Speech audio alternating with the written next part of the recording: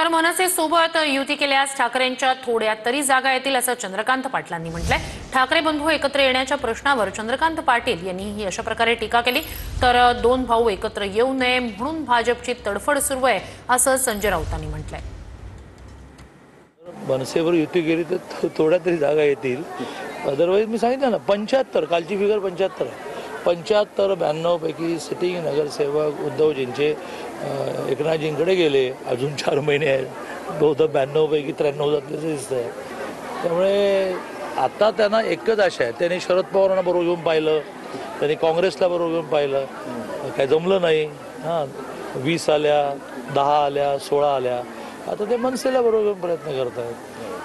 चांगलं आहे, लोकशाहीमध्ये समोर विरोधक चांगले असायला पाहिजे। हे फडणवीसांना विचारा ना, काय फरक पडेल ते त्यांना विचारा।